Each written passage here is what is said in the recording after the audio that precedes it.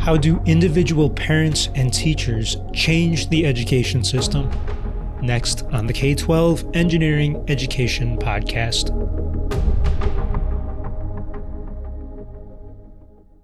I'm Pius Wong in Austin, Texas. My guest is Suzanne DeMallie, author of Can You Hear Me Now?, a book based on her time teaching math in Baltimore County Public Schools and based on her efforts to bring sound enhancement technology into schools nationally so students can hear better in the classroom. I started by asking Suzanne if her book is about how to change the American education system. Yeah, I would say that it's a balance of explaining why I feel the public education system needs to be improved and then how to go about doing that using my own experience. And I wanted to talk about your experience, but the first thing I noticed is you've done a lot of things. You've played a lot of roles. You've been a teacher, a math teacher. You've been a parent of young children in the public education system. You've been a CPA. You've advocated for change in your own local school system. What other roles have you played? Basically, how would you introduce yourself and what you do? Well, I probably would include everything you just said. Like you said, my most recent experience is writing the book. And prior to that, being a teacher in the Baltimore County Public School system in Maryland. What led me into teaching was really my one child's experience with some learning difficulties, learning about his problems and issues, and really advocating for a technology that schools could use to help all children hear better. And you correctly said that I did advocate locally, but I expanded that to a national level as well. And then before that time, I was a CPA. So it's kind of a mixture of all those things, plus being a mom. In reading your book, I noticed that you start off writing not chronologically in a way. You're writing about your experience as a teacher, even though you became a teacher kind of later in life. Why did you start out focusing on that aspect of your life rather than, say, your work helping your son? Well, teaching was my most recent experience. And the purpose of the book is really to focus on public education and the need to improve it. The reason I put my personal experience in the second half of the book with my son, even though that occurred 15 years ago, is because I use that as sort of a model or a guide for the reader to kind of figure out, well, how do I go about advocating for changes in the public education system? So, I really focused on putting that in the second half because the book isn't, I really don't want the book to be about me or my son. I really want the book to be about problems in public education and then how to go about making it better for everyone. Who's your book for then, Suzanne? Is it for those parents out there? Is it for teachers? It's for both parents and teachers. Those would be my primary readers. But it's, education is something that, it's essential to a strong society, to a strong country. So I would argue that the book is really for anyone. And I recently had a reader reach out to me, and he is a lawyer.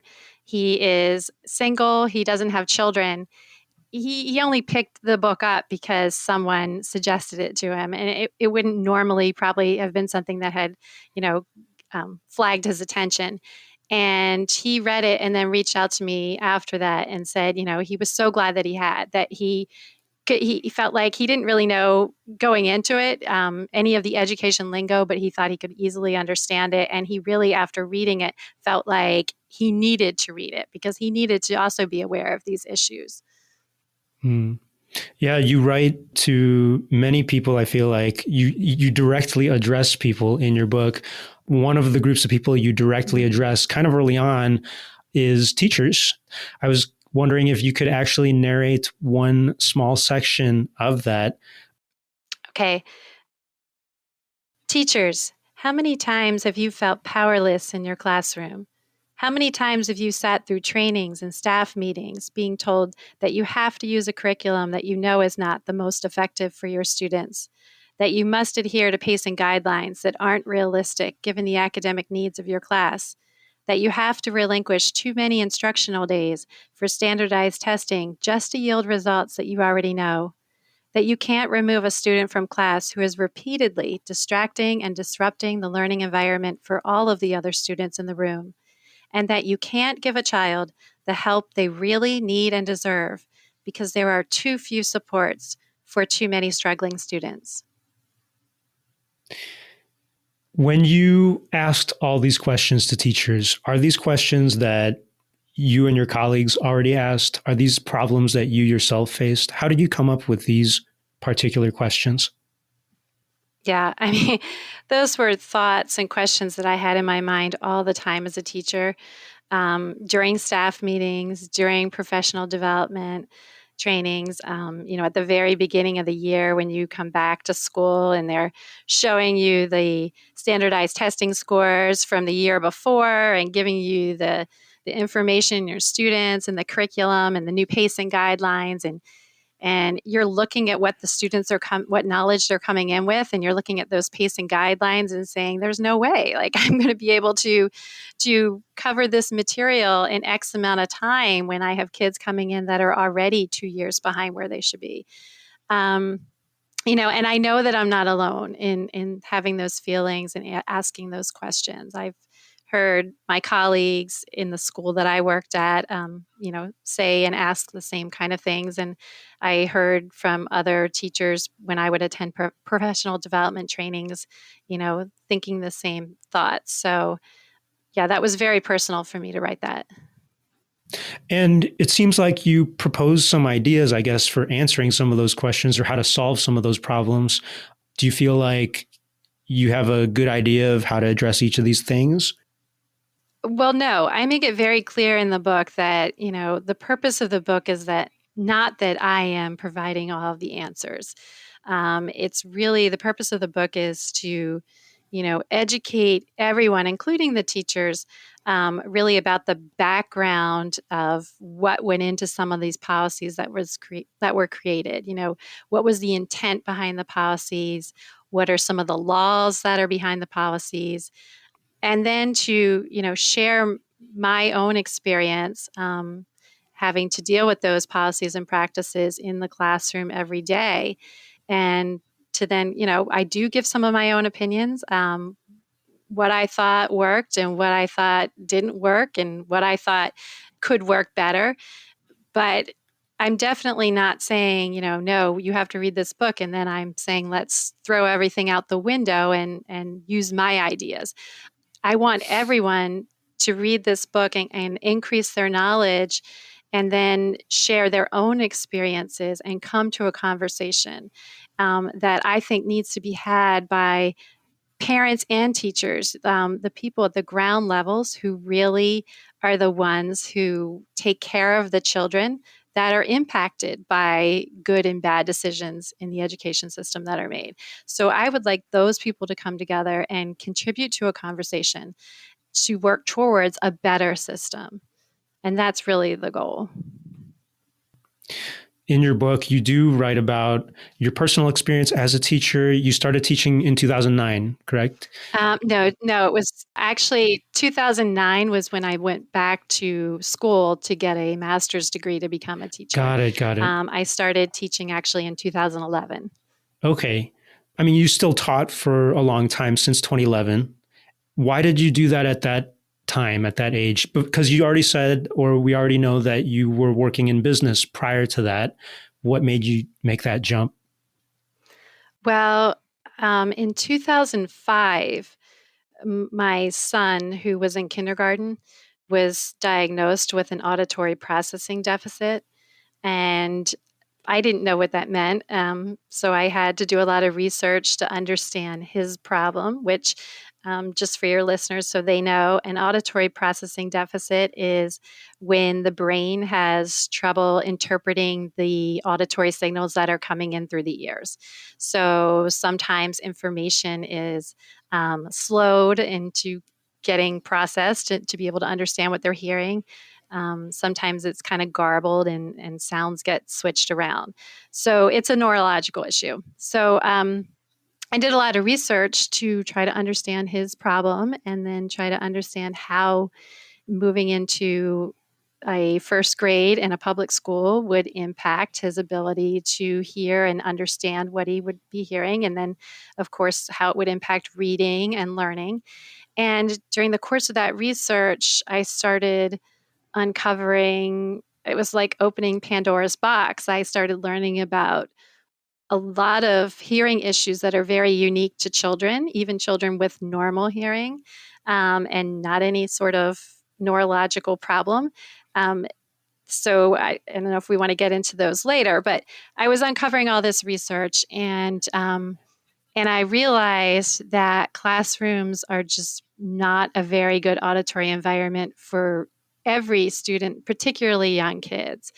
And I also discovered a really easy solution to the problem, which was giving teachers wireless microphones and putting a speaker or more than one speaker in the classroom so that that teacher's voice could be just spread throughout the entire room rather than directed to wherever that teacher or directed from wherever the teacher was standing. So I started advocating for that locally and then nationally. And I did that for about 4 years until 2009.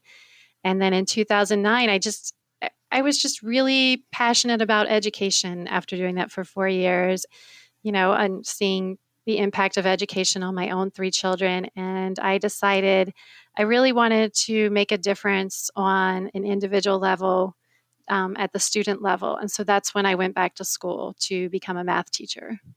Hmm. Talking about becoming a teacher, I feel like that's a huge decision. You summarized it in like a few minutes, but changing careers is huge. And you also wrote that you had thought about it even when you were young, though, right? Right. Why did you want to be a teacher even then? And what stopped you from doing it right away?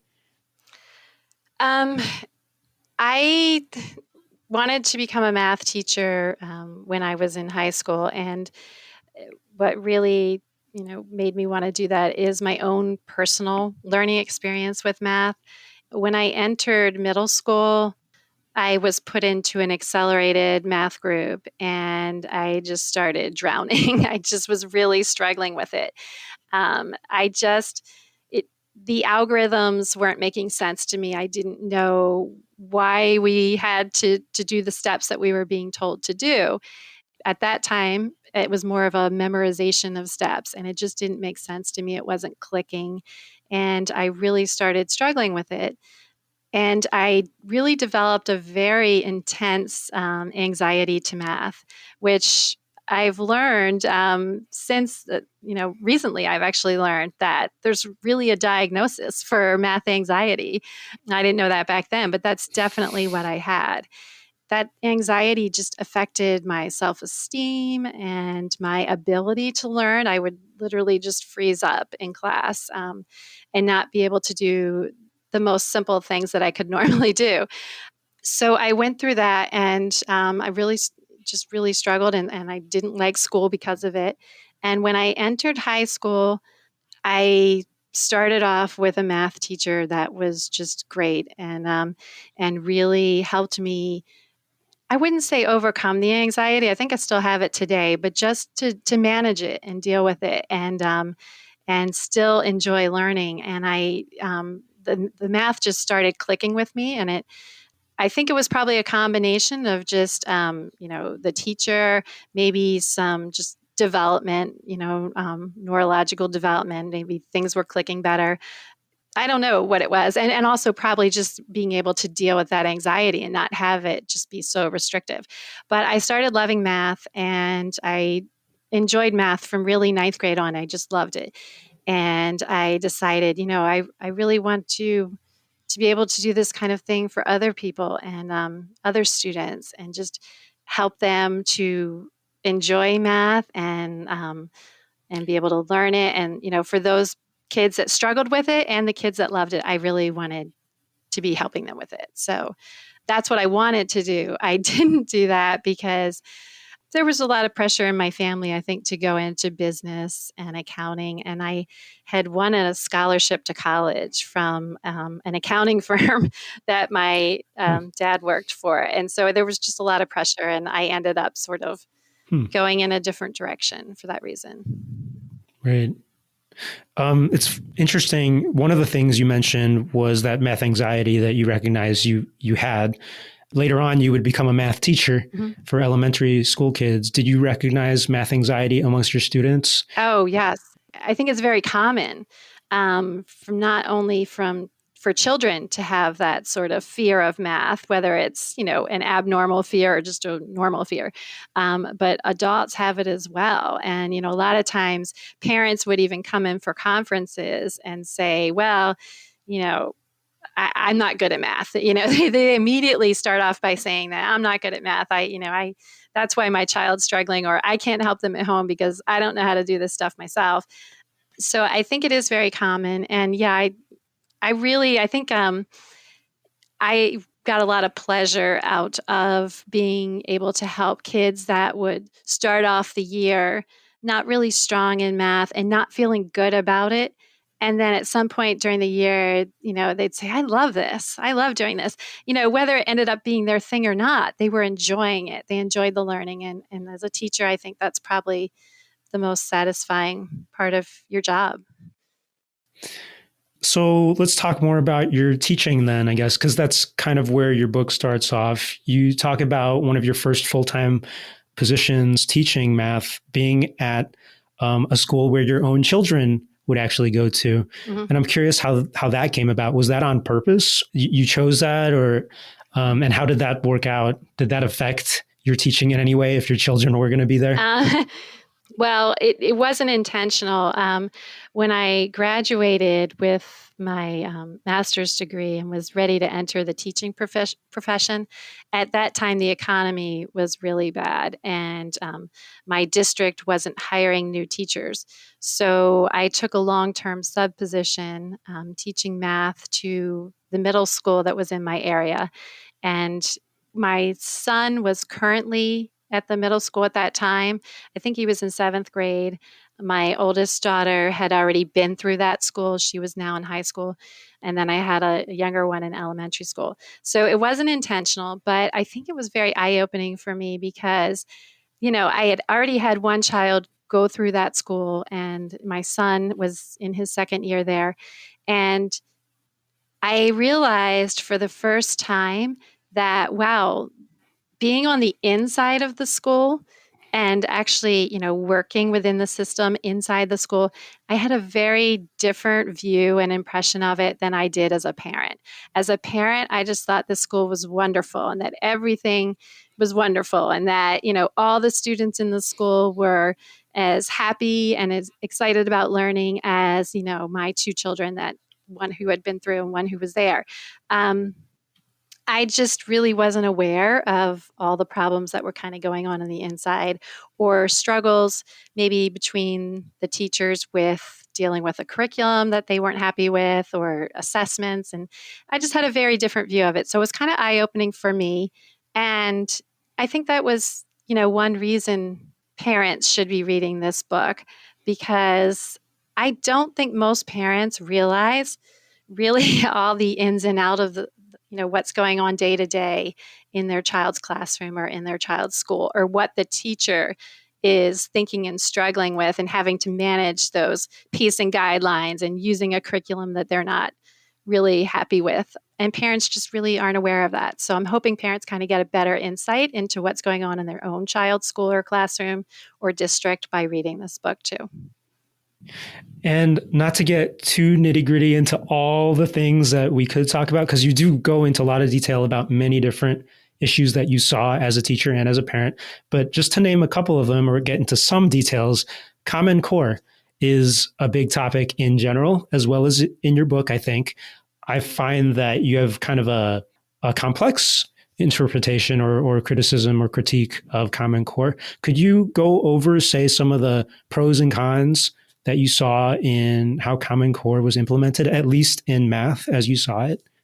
Yeah, sure. I think, first of all, the reason that Common Core came about is because there was a desire to make sure that we had the same levels of proficiency throughout the states and also the same standards that were really more rigorous and focused and specific than what we had prior to Common Core. So I agree with a lot of the intent that was behind the creation of the Common Core standards. I think that it makes it easier for students to move from state to state, which is, common in this day and age if we have the same standards in the different states. And I think it makes it easier then for schools to place a student that's coming in mid-year into their school, to place them if the school that they came from was using the same standards and the same measurements, then it makes it easier to put the child where they belong. Down the road with college selection, it probably helps colleges and universities to be able to choose their incoming class a little easier if, again, the standards are the same amongst the states. So I agree with a lot of the intent behind Common Core. And as a teacher, I really loved how the math that was aligned to the Common Core standards, how it really focused on conceptual understanding. I just thought that was great. What do you mean by conceptual understanding? Yeah, well, rather than just teaching a student, follow these 3 steps to solve the problem, it really starts developing the basic understanding using place value to really make sense of why you're eventually going to learn how to use those 3 steps to solve it. Like with multiplication, it starts early on with just teaching them, you have equal groups, and we could take that and we could, arrange them in equal rows and make an array, and then we could break that array apart. And I don't want to get too technical, but it really, it does really go down to these very, this fundamental understanding of each operation and how you're eventually going to get to learn that algorithm.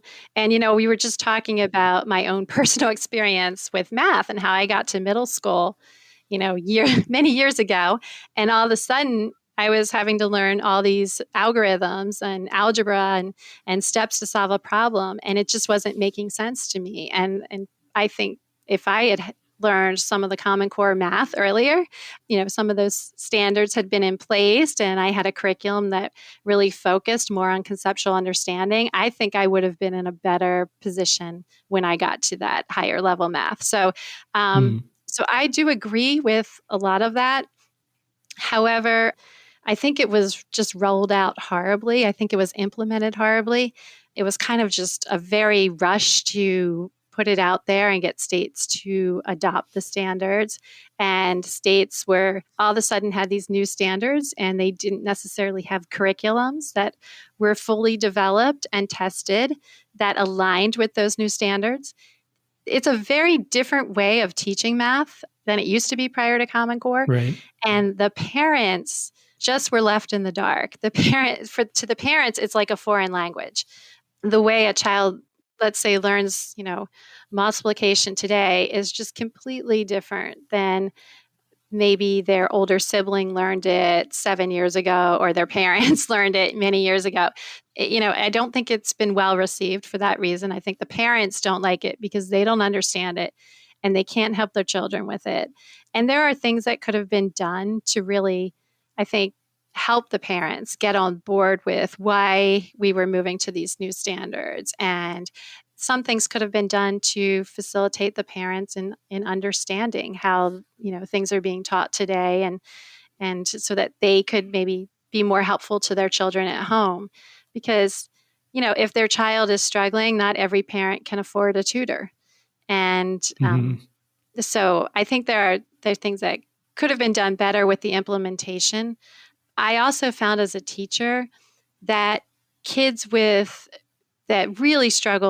struggle with math and really have not very good number sense, those kids really have a hard time with the learning math under the Common Core.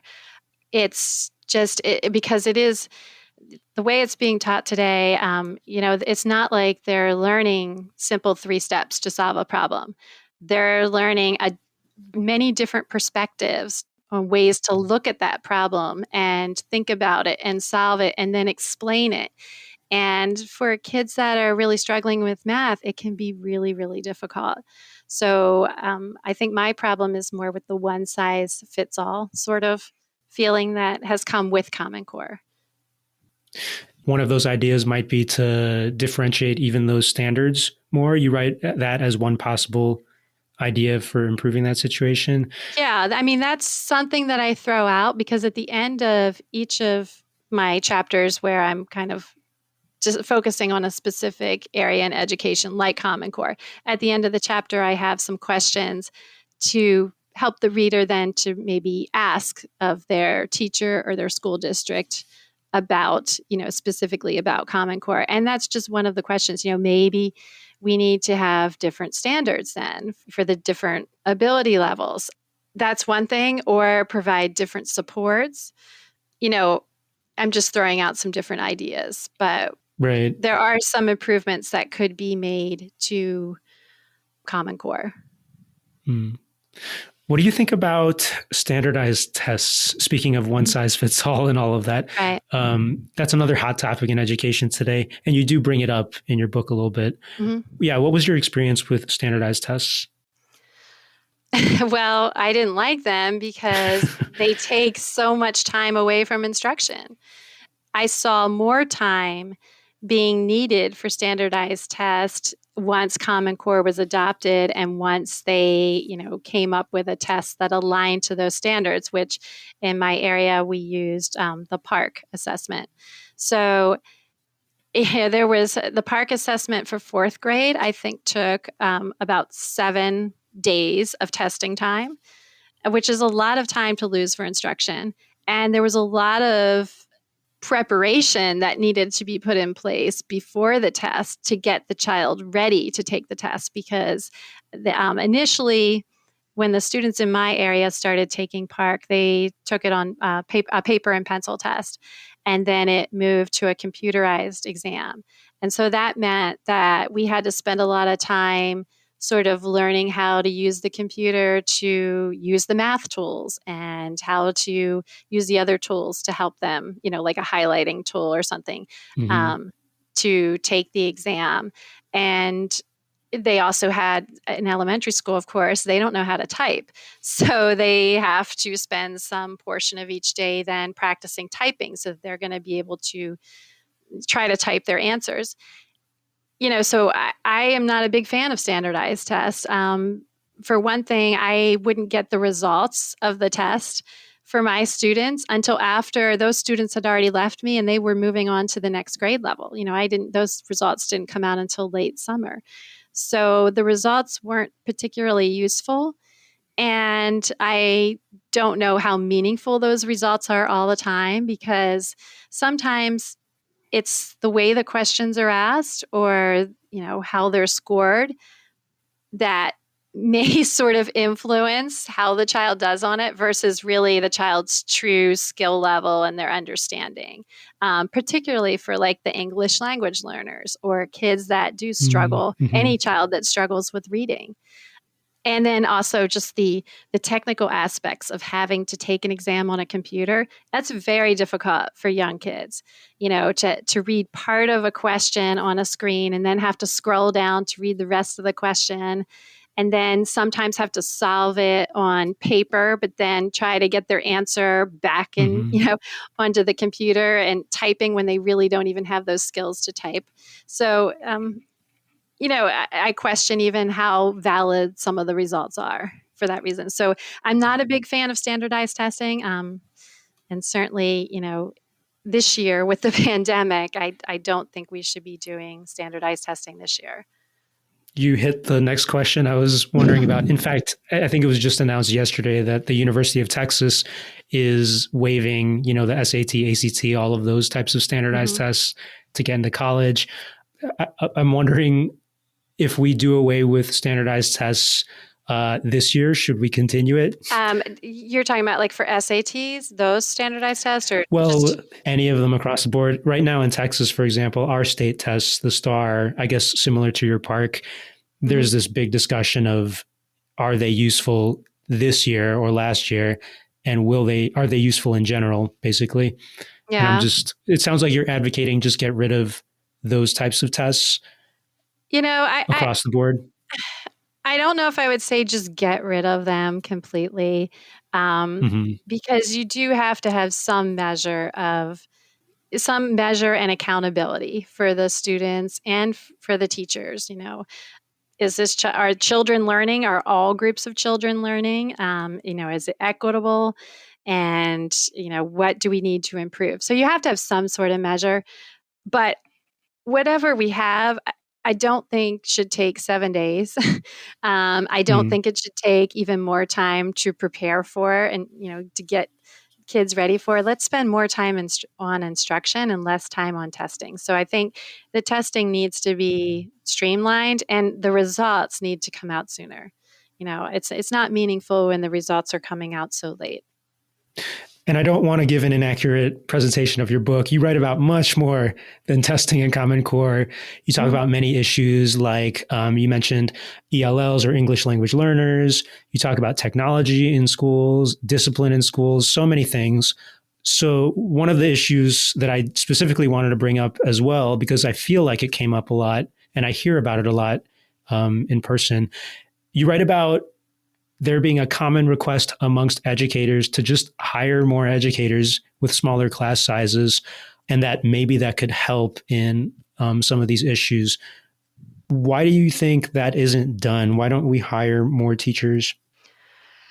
Um, it's probably a money issue, and they're Mm, spending their money on other things like technology. That's one of the areas.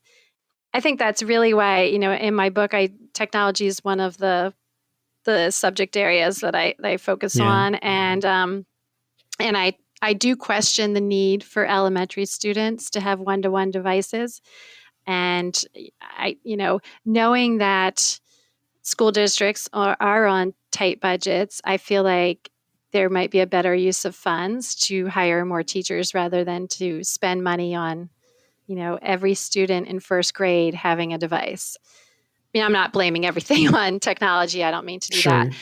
But I think probably a cost is probably it's probably a big part of the issue of why we Mm. don't hire more teachers and have smaller class sizes. But I think if you just randomly went into any school and went up to a teacher and said, what do you think would be the most effective solution to addressing education problems and helping kids, with learning, I think they would say make the class sizes smaller.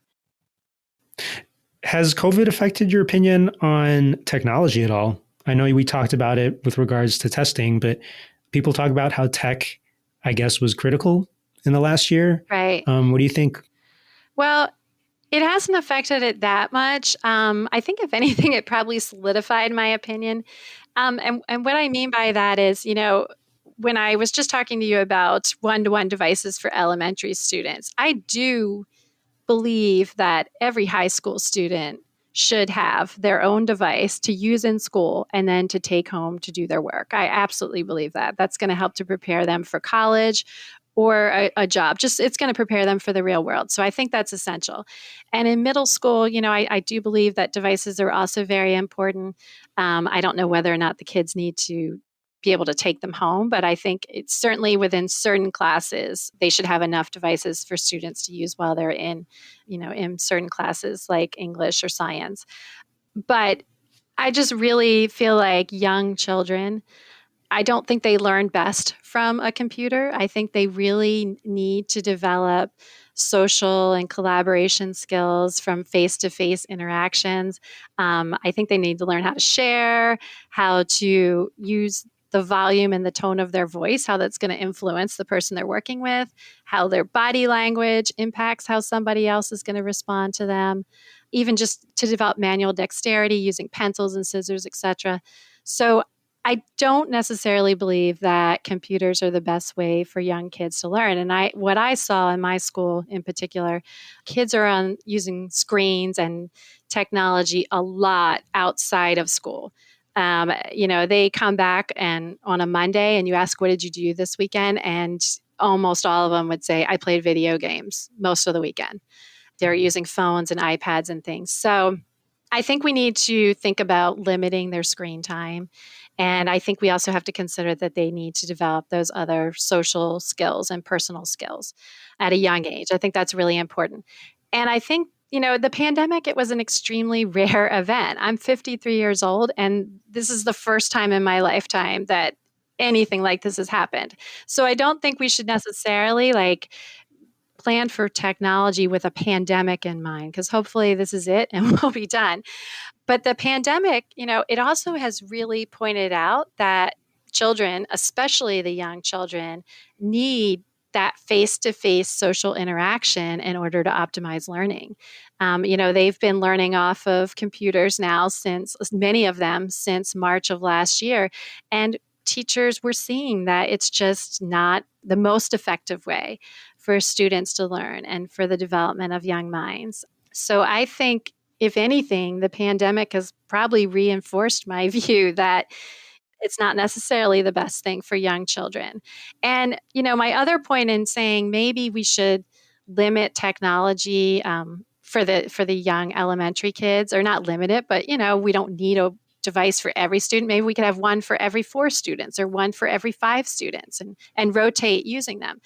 My other reason for that is because school districts are on budgets. And I would rather see, if we're going to put money into technology, I'd rather see us put it into technology for teachers to use. I would love to Mhm. see cameras in classrooms that have a recording capability so that teachers could record their lessons.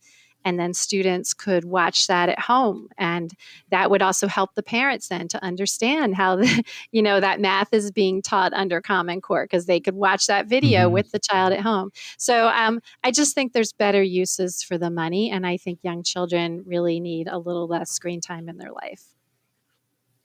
Money comes up, I guess, a lot in education conversations, not necessarily in your book, because you talk about solutions that aren't just spending more money. Mhm. But it always makes me wonder, if we just spent more money on education, would that solve a lot of our issues?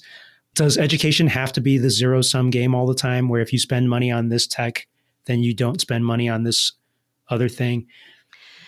You have to understand my background as a CPA, right? Yeah. And so I am very, I guess, fiscally conservative, and even in Sure. my own house, we're on a tight budget. So I don't necessarily think that we need to throw more money at education in total. I think there certainly needs to be more money maybe spent in certain areas of education. But before we would do that, I think we really need to look at how is it currently being spent? Do we have it going to the right areas? Because in my district, we spent $205 million so that every student could have a device.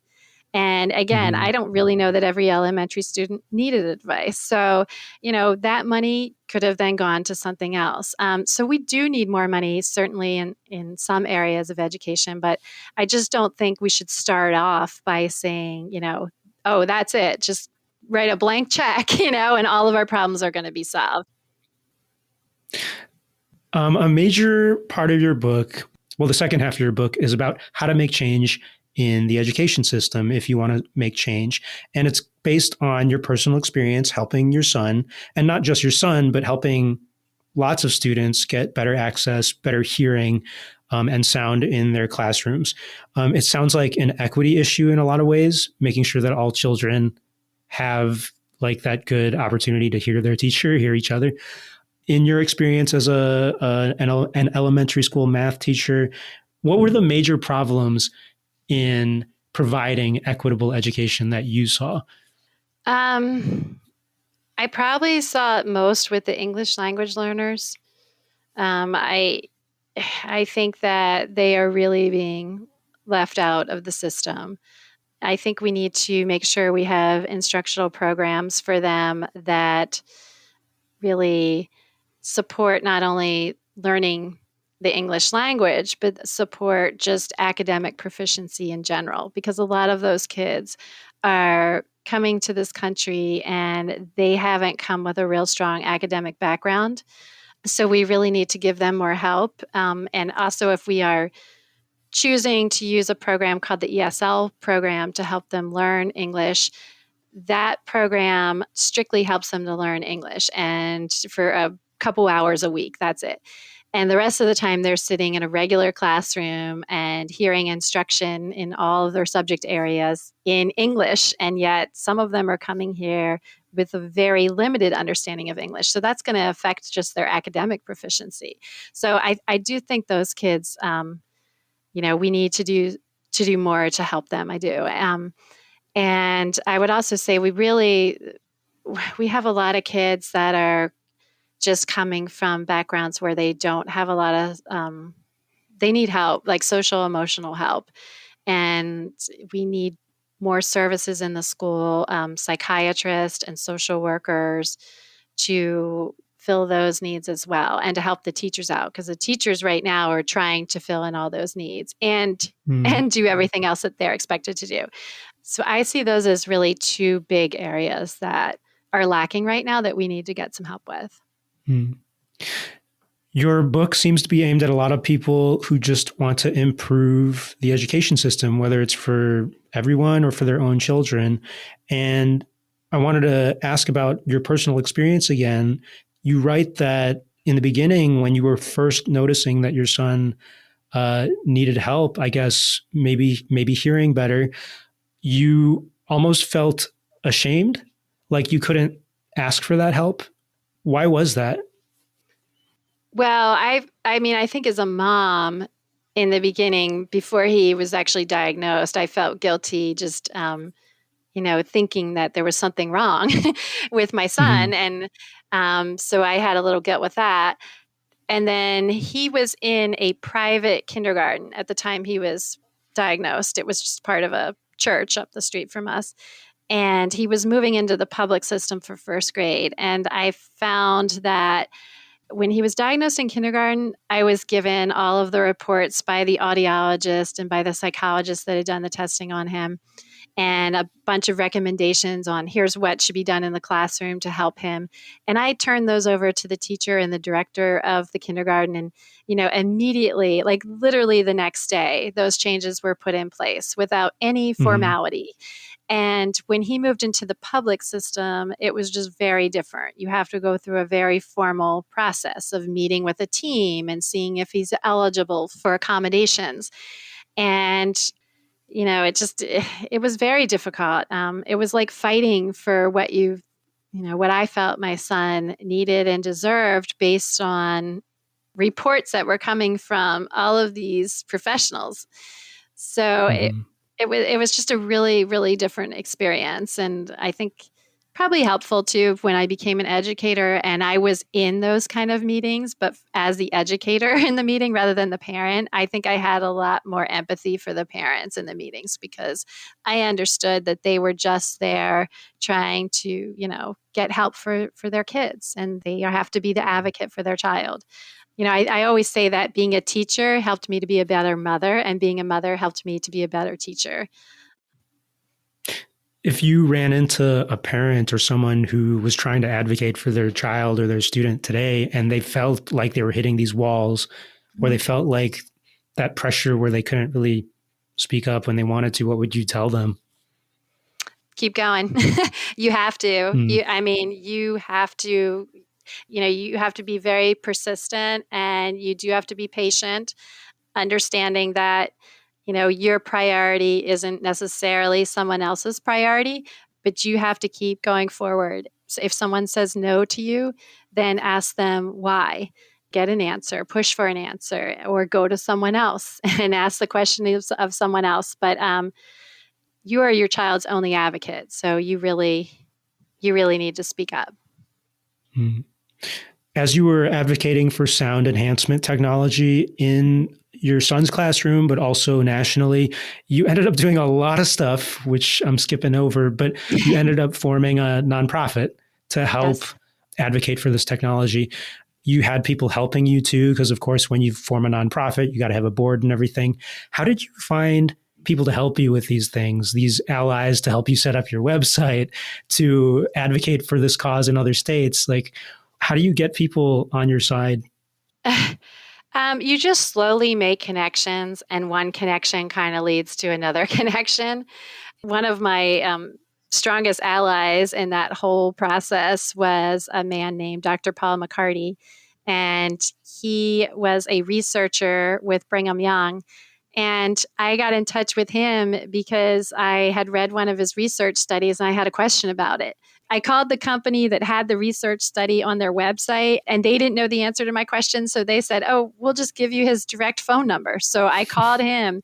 That was in 2005. And to this day, we're still good friends and partners. And so then I developed a connection with him, and he then introduced me to someone else. And you just start to build those connections. It just take it slow. It's kind of like one person at a time. Never turn down an offer to meet or talk with someone, because you never know where that may lead. Mm. And we should repeat that this was over a period of years that you were doing Yes. this work. It wasn't easy.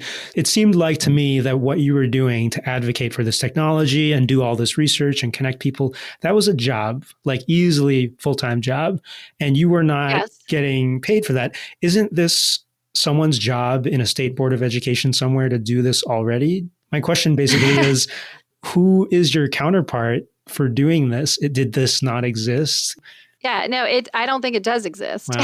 Yeah. I know when I first started, I really thought like, oh, I had just learned this information. I'm just going to turn it over to the Board of Education.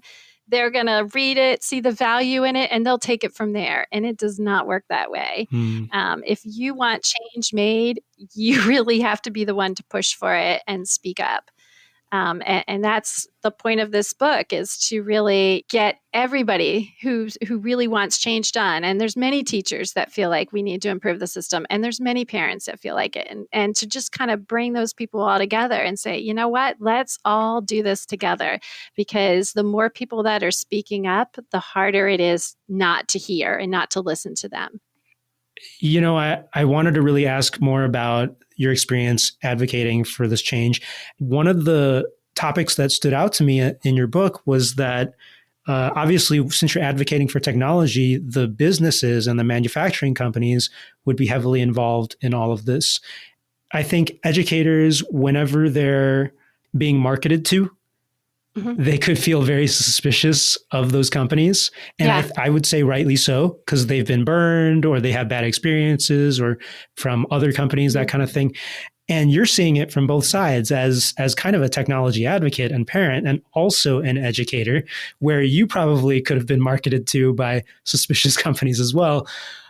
It was really important for you to be ethical when you were advocating for technology. It sounded like you didn't want to take funding from the companies. You didn't want to be seen as you're shilling for them or something. Right. First of all, was that an effective strategy? Like, were you able to still get your message across without getting all this sponsorship from the companies? Yeah. I think it probably made my message more effective to not take money from the companies, but it probably limited my the length of time that I could continue to deliver my message, because I didn't have the money to kind of keep going and working towards this. So, that there's good and bad with it. I found that people were willing to listen to me because I wasn't profiting off of my message. I wasn't making any money if a school district bought the equipment, or if a principal wanted to use their discretionary funds to buy some equipment and put it in the school. It didn't benefit me in any way at all. And so I think people were very open to listening to my message for that reason. They just knew that, there's nothing in it for me. Right. But at the same time, it just was financially very hard for me to do everything that I wanted to do, because I didn't have the funds to do it. And I've really hit a wall. I guess it was in the fall of 2008 when we hit the financial crisis. That's really when it was like, wow, I just probably won't be able to keep doing this, because for money reasons. Sure, yeah, because you were like taking time off to travel places and talk to people about all of this. It's a job. It definitely sounded like a job. Mhm. Do you recommend any quote unquote code of ethics for other similar education activists or advocates to follow when they're trying to make change? Never accept money from these companies, for example. I would say, even like with the book, I think I didn't necessarily sit down and say, I'm going to follow these ethical standards 1 through 5, Mhm. but, I certainly kept had some things in the back of my mind as I was writing and editing the book. And some of them are just basic moral principles or practices. First of all, you have to be very respectful that other people are going to have they may have different opinions. Opinions are formed based on an individual's knowledge and the experiences that they've had. And all of us, every single person has had different experiences. So that means we're probably all going to have different opinions and we're entitled to those opinions. So I think, first of all, is just make sure that you're really respectful. And I learned that when I was advocating for the speakers, the microphones and speakers in the classroom, I had some people that were acoustic engineers that were advocating for, insulating the noise and the sound Mhm. and the noise rather than putting this microphone and speaker in the classroom. And what I would say is, rather than me going to them and saying, well, how can you think that? I would ask, well, why do you think that's a better approach? And it made them more receptive to talking with me. And a lot of times we would find that we had we had a common goal, and there were some areas of overlap that we could agree on. And so it makes it easier to work with people when you kind of have that respect and you're listening to what they're telling you and you're being very, genuine and wanting to know what they think. Also, I know with the book, I really tried to be careful. And I think you actually said these 2 words early in the show, I noticed. I tried to critique a policy rather than criticize a policy. There is a really big difference. When you're criticizing, all you're doing is focusing on what's bad and what's not working. And when you're critiquing, you're really examining the whole picture and you're looking for what's good and what's not so good. And I think that's really important that you take that broad approach, because, like with all of the policies and issues that I talk about in the book, I think there was a lot of good intent behind, like, Common Core. Good intent behind giving one-to-one devices to all students, including the elementary kids. There's a lot of good intent behind the policies and practices that school districts are using. Sometimes it's just that things weren't implemented properly, Mhm. or they hadn't really thought things through, or the outcomes maybe weren't so good. But I think you need to look at it in the entirety, and also focus on the policies and not the people.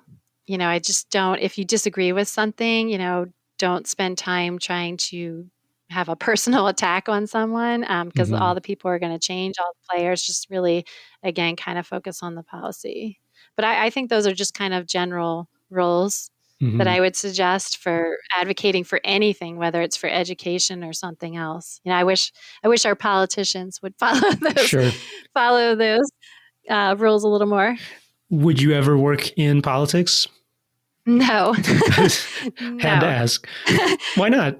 Definitely If you have the not. knowledge or No, just would not wanna go there. sure.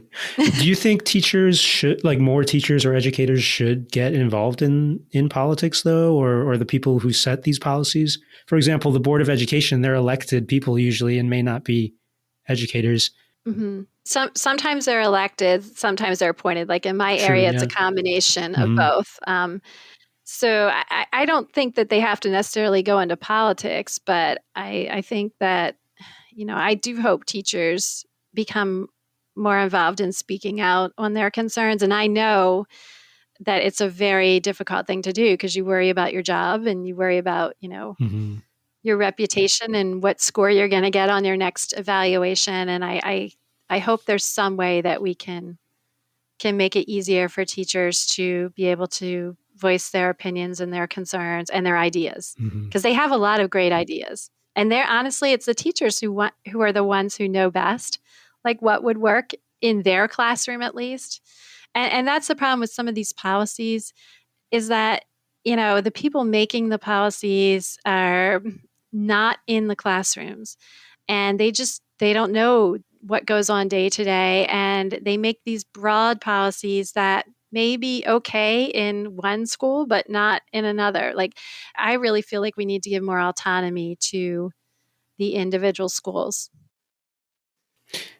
In your book, you have many instances, like several instances of your personal one-on-one reaction or interactions with some of your students. Names changed and everything, of course, Right. but they're like these little vignettes, I guess, about some of your math students. What do you want readers to get from those stories? It's just a sample of the different kids that are in the school system that are really in need of a strong education for a better future. They were, all of them had something going on in their life or came from environments where they had a disadvantage and they were relying on education really for better opportunities. And I also thought it was really important to put those stories in because, my book does have a lot of facts and information, statistics, and I don't want the reader to just read all these facts and these numbers and lose sight of what's behind it. It's the kids that are behind it. It's really important that the kids are always what's behind every decision that's made. Is this going to be best for the students? So for that reason, I just really wanted those stories to be in there. And that's something that some feedback I've gotten from readers so far is that they really enjoy that part of the book, really getting to learn about those kids. Since your book largely is about getting your voice heard and trying to make change, it seems like it's kind of a privilege to be able to spend that time to really push to make change. Like, it takes a lot of work. How can we empower more parents, teachers? Teachers are already overworked. How do we empower more people to make their voices heard if they really don't have time or money even to spend all this time pushing for change? Right. Well, if you have a bigger group of people trying to push for change, it's not as much work for any one person.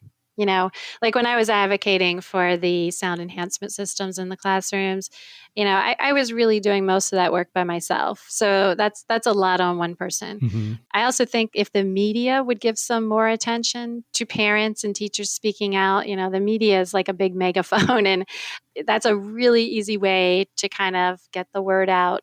We have social media is such an easy way to also be able to voice your opinions today. That's something that I didn't really have at the time, back in 2005 to 2009 when I was doing my advocacy for the classroom sound systems. So there are ways that you can express your opinions and your desires without, spending too much time. It's definitely possible. Finally, a lot of your book started with your son, Christopher, and trying to help him out. He's all grown up now. How is he doing? He's great. He is going to be graduating from college this spring, and he already has a job lined up. Congratulations to him. Yeah. So, no, he's doing very well. Thank you. That was Suzanne DeMallie, author of the book Can You Hear Me Now? The K-12 Engineering Education Podcast is sponsored by my creative studio, Pios Labs, in Austin, Texas, where I work on projects in engineering and education, like podcasts, edtech, curricula, training, and more. Follow Pios Labs on social media for the latest news. That's PIOSLABS. This podcast is only possible thanks to savvy people donating to the show on Patreon each month. Help me continue the podcast. Donate to the show at patreon.com/PiosLabs and get some perks when you do. Visit the podcast website for show notes, links, transcripts, and more. Go online to k12engineering.net. That's K12 engineering.net. Thank you for your support, listener. Until next time.